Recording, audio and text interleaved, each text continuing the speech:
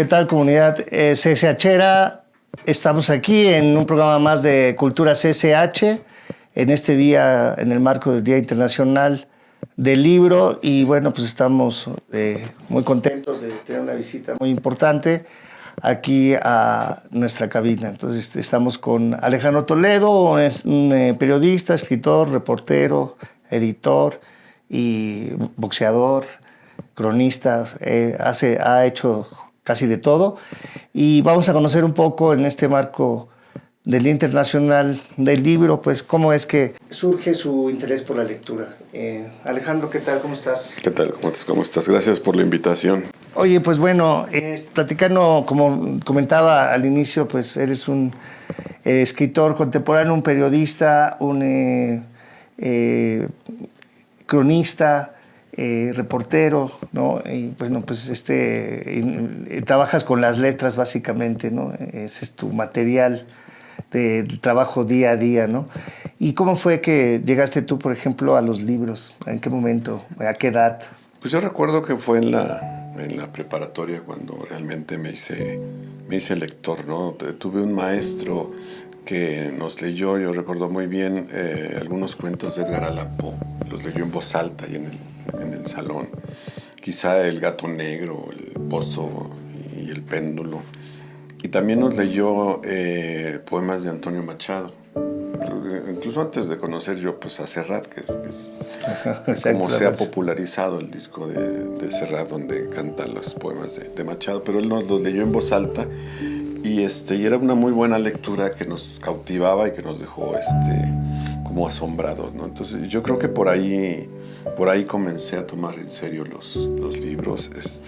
Recuerdo que todavía en el último año del bachillerato tuve una profesora que nos dio a leer La vorágine de José Eustacio Rivera y Los pasos perdidos de Alejo Carpentier, que fueron para mí lecturas como muy importantes, ¿no? Incluso mucho tiempo después, cuando tuve una columna en el periódico Milenio, la titulé así, los pasos perdidos, en recuerdo de aquella como lectura importante, ¿no? Y también por ese tiempo yo encontré un espacio que para mí se volvió como sagrado, que es la biblioteca de la Ciudadela.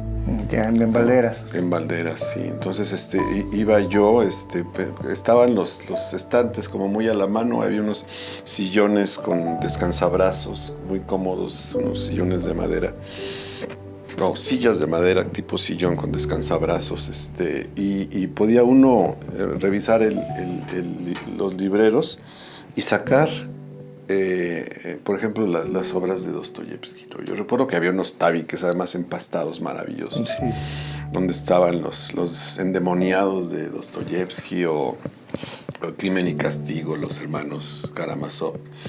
Y desde esa época yo me encariñé mucho con el libro grande, con el libro grueso, con el que llaman ladrillo. El ladrillo. ¿No? Con el tabique. Porque también sirve para defenderte. Sí, porque sí tiene varios usos. Y llegaba yo a las 8 de la mañana, que era cuando abrían en tiempo de vacaciones, y me iba yo a las 8 de la noche para poder leer lo más que se pudiera durante el día, ¿no? Entonces esas lecturas yo las recuerdo con mucho cariño, ¿no? Y sobre todo ese hábito de leer libros largos, libros grandes que me llegó con Dostoyevsky. Una vez ahí terminada mi sesión de lectura, vi en el pizarrón de la biblioteca de la Ciudadela que se anunciaban las conferencias de un escritor mexicano que se llamaba Carlos Fuentes. El ciclo se llamó Cómo escribí algunos de mis libros. Los iba a dar en el Colegio Nacional. La primera conferencia era Cómo escribí Aura. Entonces busqué ahí en los estantes de la Biblioteca de México el ejemplar de Aura. Pues era una novela muy corta que leí acaso en una hora más o menos, en 2 a lo mucho. Y fui a la conferencia y conocí por primera vez a un escritor vivo, digamos, ¿no? Que era además un gran orador, Carlos Fuentes. Ah, ya. Que en una conferencia que yo grabé incluso esa vez, donde contaba cómo había escrito la novela Aura y en qué experiencias le habían ocurrido para llegar a Aura y qué películas había visto. Hay una Ugetsu de Kenji Mizoguchi, los papeles de Aspern de Henry James, entre muchas lecturas, la lectura de La bruja de Jules Michelet. Y a la siguiente semana iba él a contar cómo había escrito Terra Nostra, que es un tabique tremendo.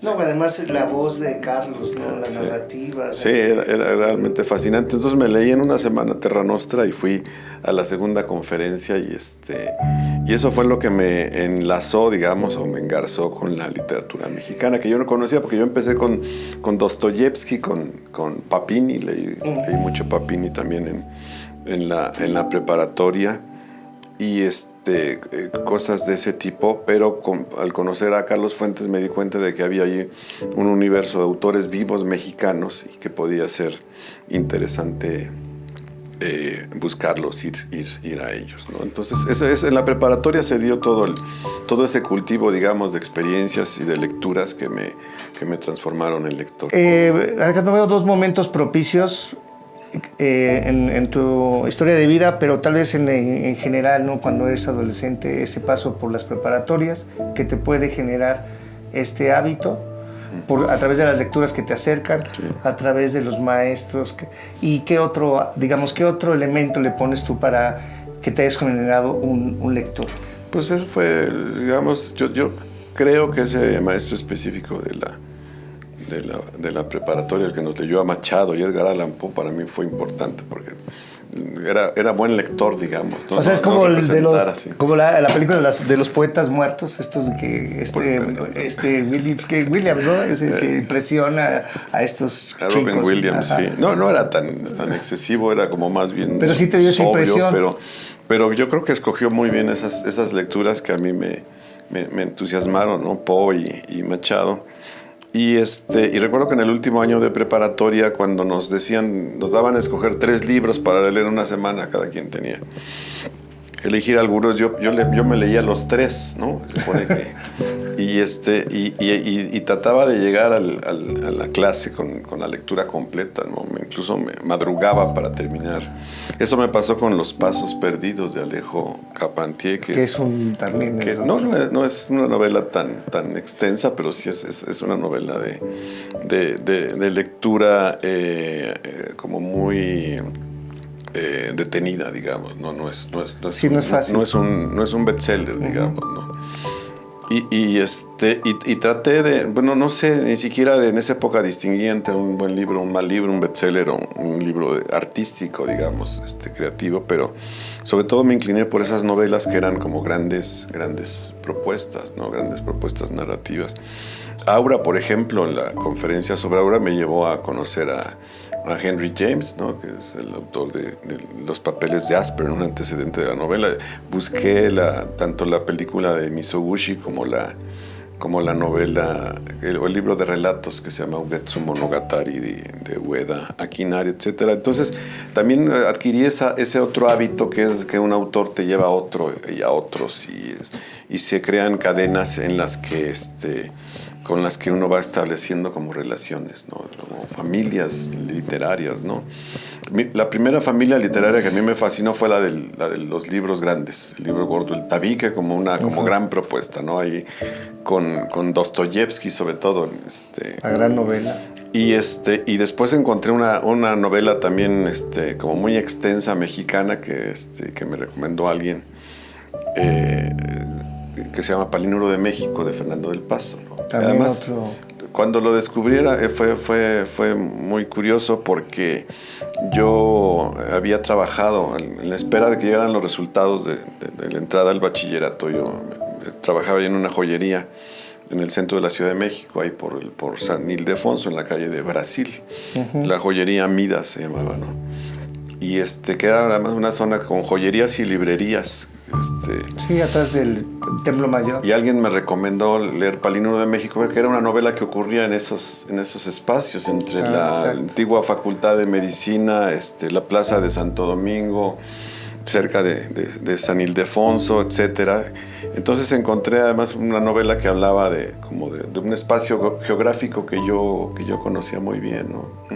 Y era también un tabique blanco que todavía conservo esa edición de Joaquín Mortis, que para mí fue realmente maravilloso, ¿no? Entonces no es que me exigiera mucho, me obligara yo a leer, sino que simplemente era algo que me gustaba hacer. Y la parte esta de periodista que te fuiste formando, aparte de la lectura de la novela, ¿cómo es que empiezas en el tema informativo? Que es otra manera también de leer, ¿no? Es otra manera de aprender, es otra manera de acercarse a la literatura, al libro, ¿no? Eso tiene que ver también con la universidad, porque en ese tiempo de mi adolescencia había en el Palacio de Minería cursos diarios de varias cosas. Recuerdo yo haber ido a los miércoles a un curso de introducción al Quijote, y luego los jueves dieron un taller de crítica literaria al que también yo asistía, y los sábados daban periodismo con aquellos viejos reporteros del semanario Proceso, que era entonces una gran revista, un gran semanario. Ellos llegaban después del cierre de los viernes, que era cuando cerraba Proceso, llegaban el sábado desvelados, digamos, todavía con los efectos del cierre, a darnos clases de periodismo que fueron como muy enriquecedoras, ¿no? Estaba Carlos Marín, Óscar Hinojosa, Francisco Ortiz Pinchetti, los hermanos Ponce, uno dedicado a la cultura, Armando Ponce, y otro al periodismo deportivo. Entonces, en esos talleres de minería yo pasé del asunto lector a la escritura, ¿no? A escribir, bueno, a leer el Quijote, a hacer crítica literaria y empezar a hacer periodismo, ¿no? Con reportajes, crónicas, entrevistas, ¿no? Y ese fue como mi conversión, digamos, de simple lector a intentar ser como un ejecutante de la escritura. Y ahora, además de que eres un lector, eres un ejecutante, eres un promotor de la lectura en un club que has armado. Platícanos un poco de ese club que tienes, qué es lo que haces con él, y en este día importante, ¿qué actividades llevas a cabo? Sí, pues fue algo que también surgió en la universidad, porque me invitaron en la Casa de las Humanidades, que está ahí en Coyoacán, a dar un curso de novelas cortas. Entonces seleccioné yo 9 novelas cortas que me gustaban mucho, empezando con Aurelia de Gerard de Nerval y cerrando con Aura de Carlos Fuentes.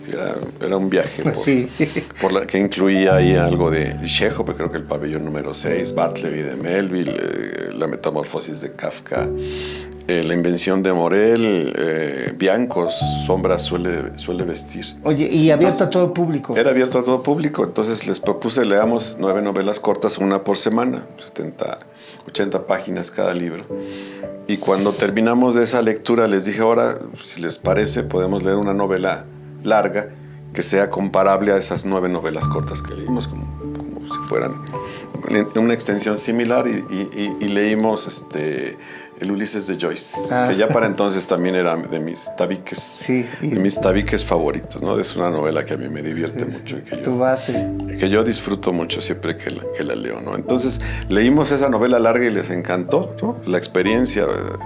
Yo daba pláticas introductorias, hay capítulos dedicados al ruido, al sonido, a la música, y otros inclusive hacen paseos, ¿no? Más visuales. Alguna vez hicimos algunos paseos el 16 de junio para imitar los viajes de Leopold Bloom por la ciudad de Dublín.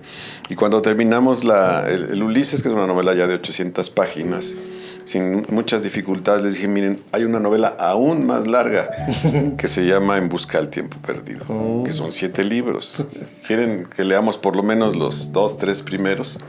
Entonces leímos uno, leímos otro, y en 9 meses ya estábamos terminando esa gran novela de Marcel Proust, e incluso una de las alumnas había ido anotando los platillos que aparecían, porque a ella le gusta mucho la cocina, todavía es mi alumna hasta ahora.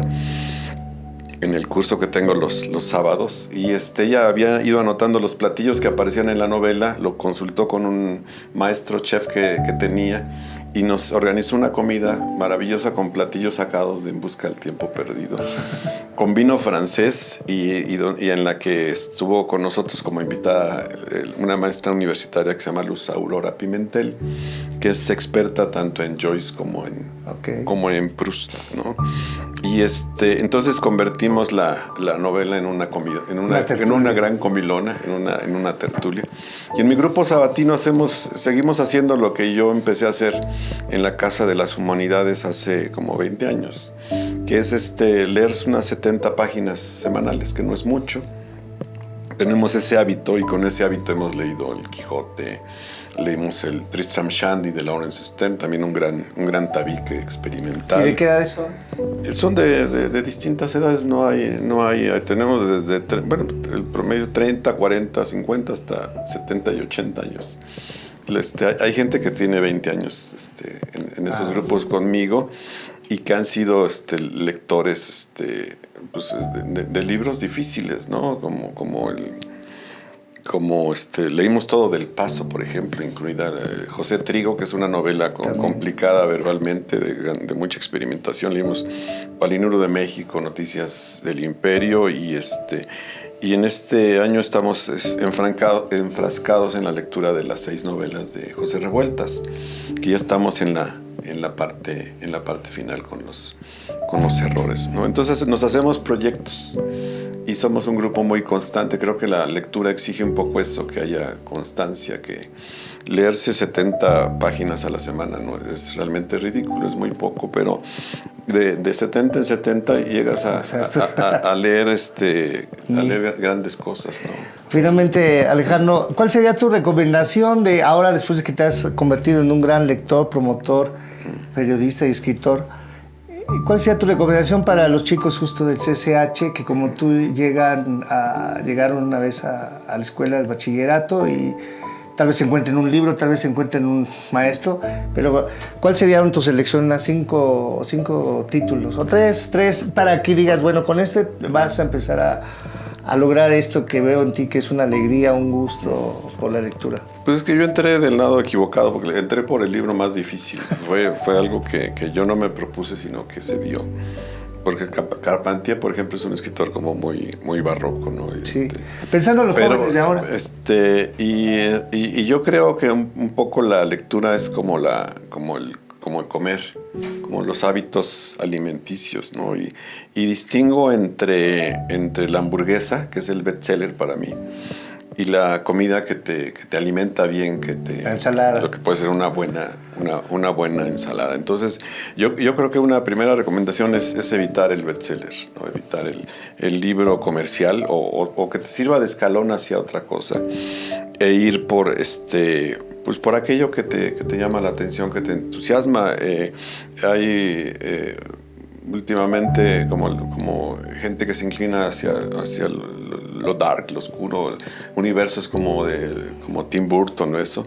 Entonces yo les recomendaría que leyeran a Poe, por ejemplo, los cuentos de Edgar Allan Poe, que leyeran el Frankenstein de Mary Shelley o el Drácula de Bram Stoker. De novelas cortas, pues están esas de las que hablamos antes, La Metamorfosis de Kafka, y en Aura de Carlos Fuentes, que es una buena novela para comenzar, e incluso José Agustín, de perfil, o Se está haciendo tarde, final en La Laguna, que es un escritor que puede entusiasmar mucho a los jóvenes, ¿no? Entonces hay mucha calidad en la literatura mexicana. Se puede ir a autores como Revueltas, como José Agustín, como Rulfo, como Fernando del Paso, como Carlos Fuentes. Y eso es mucho por explorar, ¿no? Y tratar de leer por gusto, no por obligación, no porque es una tarea, sino es una forma de de distraerse, digamos, y también es una forma de observarse a uno mismo, ¿no? Yo desde chico uno aprende, bueno, los que escuchábamos a Cricri siempre oíamos aquello de que en los libros siempre se aprende cómo vivir mejor. Y creo que es cierto, realmente hay como aprendizajes diarios en la lectura que obtenemos al observar esas vidas distintas que están metidas en las novelas o en los relatos, ¿no? Pues muchas gracias, Alejandro, por esta breve entrevista. Sí, pues gracias por la invitación. Y bueno, pues esto fue un programa más de Cultura CCH. Muchas gracias.